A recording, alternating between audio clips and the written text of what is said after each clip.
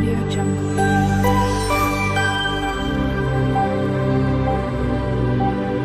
Audio Jungle. Hello everyone, જય શ્રી કૃષ્ણ. મારી ચેનલમાં તમારું સ્વાગત છે. આજે હું રેસ્ટોરન્ટ સ્ટાઇલ અને ધાબા સ્ટાઇલ મકાઈ પનીરનું સુપર ટેસ્ટી શાકની રેસીપી શેર કરવાની છું સિક્રેટ ઇન્ગ્રેડિયન્ટ્સ સાથે, જે બનવામાં પણ સહેલું છે અને જલ્દીથી બની પણ જાય છે અને ટેસ્ટ પણ લાજવાબ આવે છે.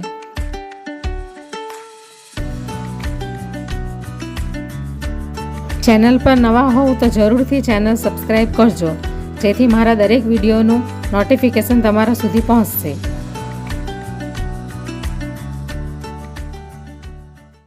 તો આજે હું મકાઈ અને પનીરની રેસીપી શેર કરવાની છું. તો એના માટે આ બધી સામગ્રી લઈ લીધી છે. તો હવે આપણે ચાલુ કરીએ. અને હું લાસ્ટમાં એક ઇન્ગ્રેડિયન્ટ્સ એવું નાખીશ અંદર કે એના લીધે આખા આ મકાઈ અને પનીરની સબ્જીનો ટેસ્ટ એકદમ બરાબર પરફેક્ટ આવશે અને સારો ટેસ્ટ આવશે એનો. તો હવે આપણે ગેસ ચાલુ કરીએ. 2 મોટા ચમચા જેટલું આપણે એમાં ઓઇલ નાખી દઈશું.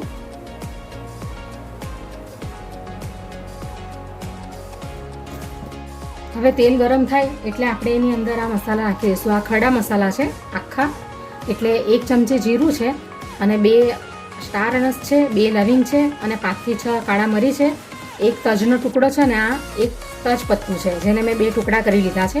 તો હવે આ બધો મસાલો અંદર આપણે નાખી દઈશું. આપણે ગેસની ફ્લેમ ધીમી જરવા દઈશું. હવે મસાલો શેકાઈ ગયા છે, તો હવે આપણે એની અંદર આ અડધી ચમચી હિંગ નાખી દઈશું. હવે આ ચોપ કરેલું લસણ છે એ નાખી દઈશું આપણે અંદર. તમારે લસણની પેસ્ટ લેવી હોય તો તમે એ પણ લઈ શકો.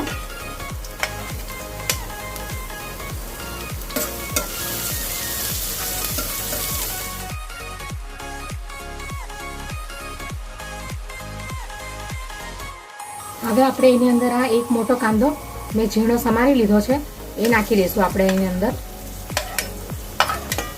તમારે પેસ્ટ કરીને નાખ્યું એ તો નાખી શકાય.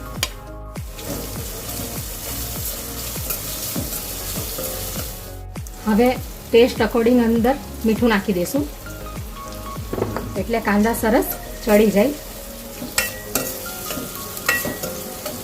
હલકા ગુલાબી રંગના થાય એટલે એની અંદર આપણે બાકીના મસાલા એડ કરીશું. હમણાં આપણે કાંદાને શેકાવા દઈશું. હવે આપણે આ આદુ અને મરચાંની પેસ્ટ છે એ પણ આપણે નાખી દઈશું. તમને જેટલું તીખું જોતું હોય એ પ્રમાણે નાખવાની.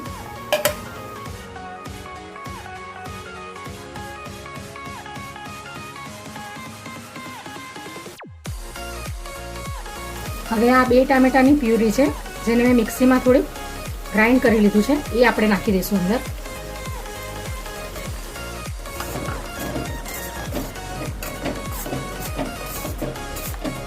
હવે આ અંદર નાખવાના મસાલા છે. આ 1 ચમચી કાશ્મીરી લાલ મરચું છે, 1 ચમચી ધાણા જીરું છે, આ ગરમ મસાલો છે કિચન કિંગ મસાલો, અડધી ચમચી હળદર છે અને આ અડધી ચમચી આમચૂર પાવડર છે.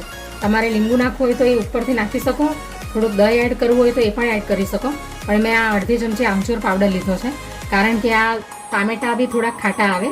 અને આ અડધી મુઠ્ઠી જેટલી કસૂરી મેથી લઈ લીધી છે, નાખી દઈશું હવે આપણે અંદર.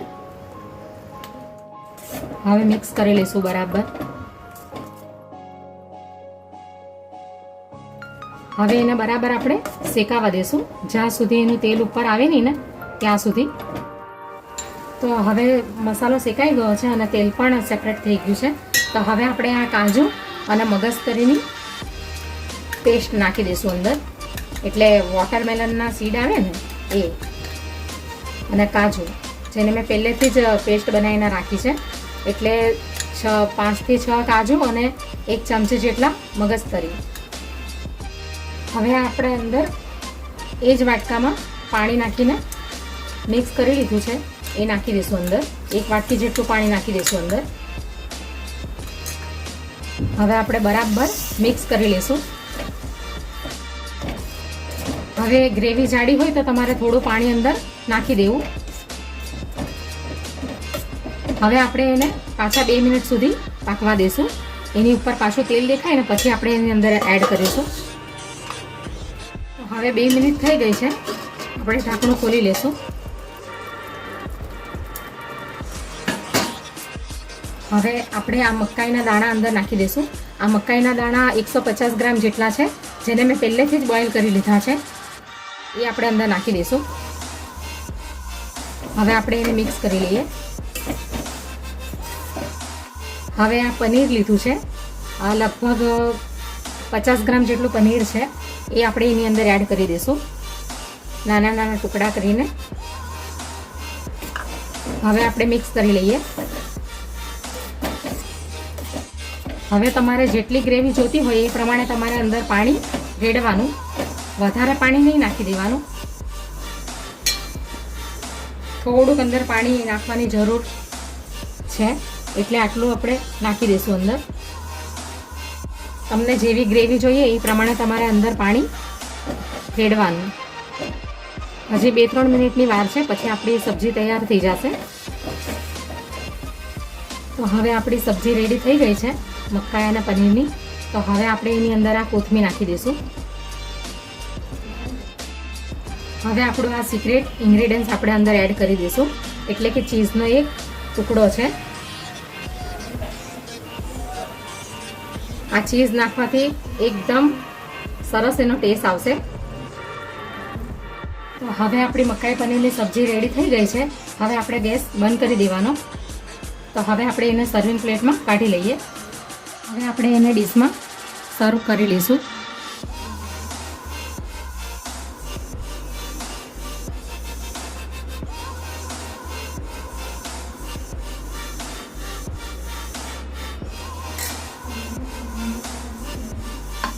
હવે આપણે આ થોડુંક ચીઝ છીણી લઈએ, ગ્રેટ કરી લઈએ.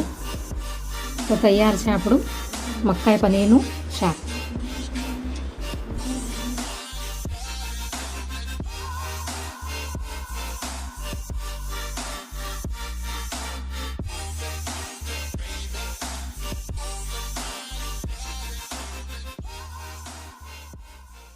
Audio Jungle.